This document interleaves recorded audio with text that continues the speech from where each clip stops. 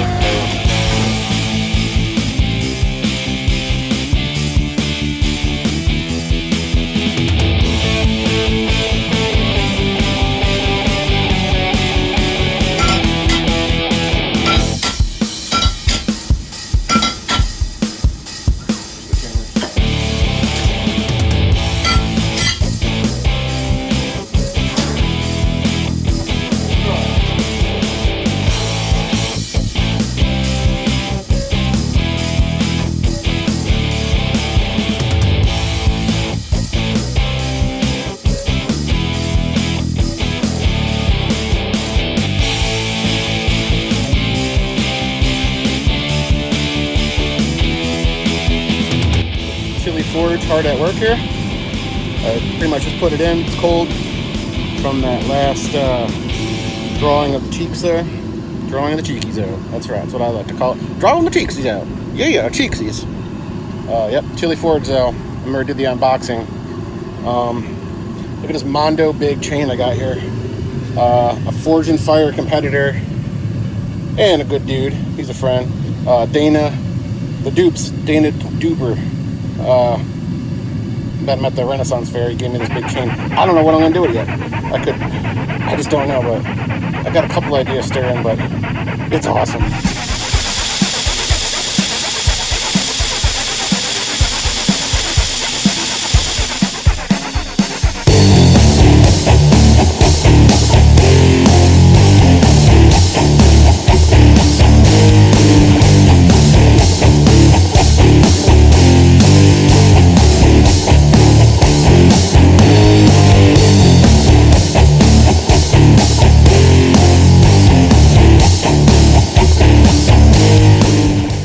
I thought I was just going to forge one, but I ended up forging two, because why not? I got to go through all the processes of grinding them and forging them and heat treating them.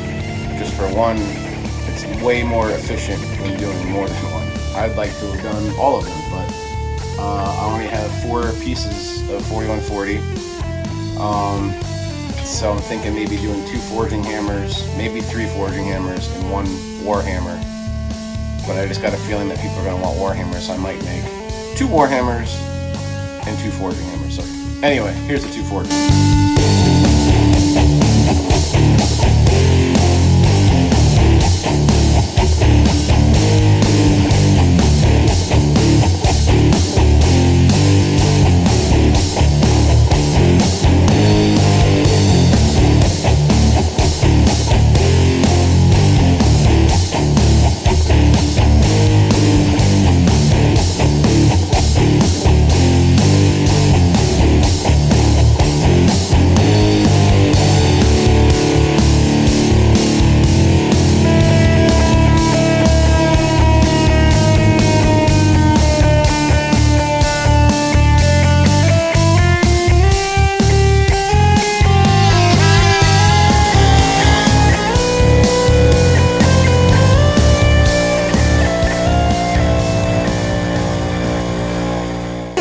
I can't really film the heat treating tempering process, so here's a picture of the hammers in a conventional oven at 350 degrees for about an hour. Now after they come out of the oven for tempering, they'll be a golden straw color. I'll bring them into the shop. I'll hit the center hole and the side of the cheeks with the blowtorch until they turn like a purplish blue color. Only the center part will be the purplish blue. The hammerheads and stuff will still stay the golden straw color. You don't want to heat them up too much. Just get the center part softer.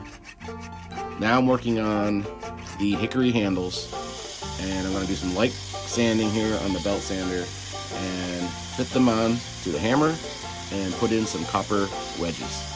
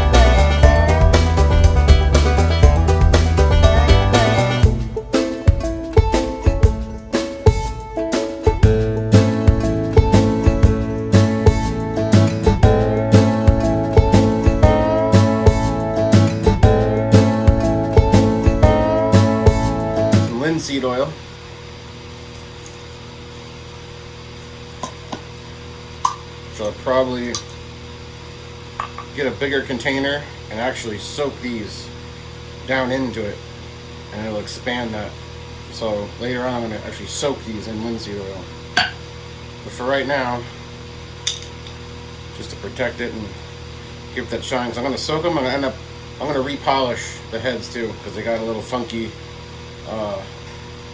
between fitting the handle on.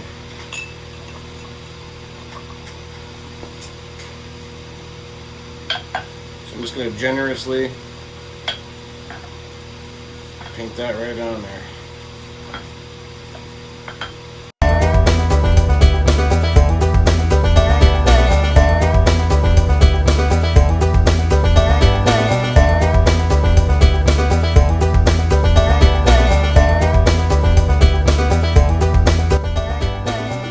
Here they are. They look awesome. Now I'm gonna let you in on a little secret, in case you don't know. Linseed oil, you can use a rag, paper towel, whatever. It's awesome on wood. But if you crumble this thing up into a ball and leave it out, it builds up heat. When it dries, it'll spontaneously combust. It ain't no joke. It'll actually do it. It'll burn your shop down. So after I linseed oil in a rag, I throw it in my wood stove. Just like that. Gone.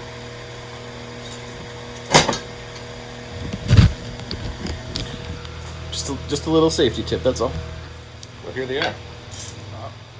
Now here's this one. This one has a touch mark on the top. It's got the copper wedge. Charred. I got a little crazy and put like some indentations right here for when you're really swinging. But I choke up on it right here, which I sanded right here a little bit thinner. If you can notice it, but you can definitely feel it. So this is hammer number 1. I'm gonna, like I said, I'm gonna soak this entire hammerhead right here in linseed oil to expand the wood and really give it a super duper tight wood. And it's good for the wood anyway. And then I'm gonna repolish the heads up so they're super pretty shiny. But for right now, they're done. Look at these things. So there's hammer 1. I'm gonna give it a quick weight on both of them, but let me show you both quick. So here's the other one. Here's hammer number 2. This one is a plain handle. I didn't do any carving or nothing fancy on it, but still just as beautiful. This one has a touch mark on the side. And the copper wedge.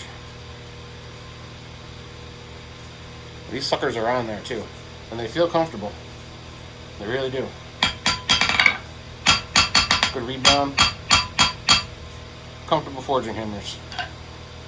Alright, let's weigh these. So with the handle, we're at 2.5, like I told you. A little over 2 pounds on the actual hammer, and about a half a pound on the handle itself. When it's all said and done, 2.5 pounds, which is like a perfect forging hammer weight. Here's hammer number 2. The touch mark on the side. Again, this one's a little over 2 pounds too. And with the handle, right on 2.5. 2.5 pounds.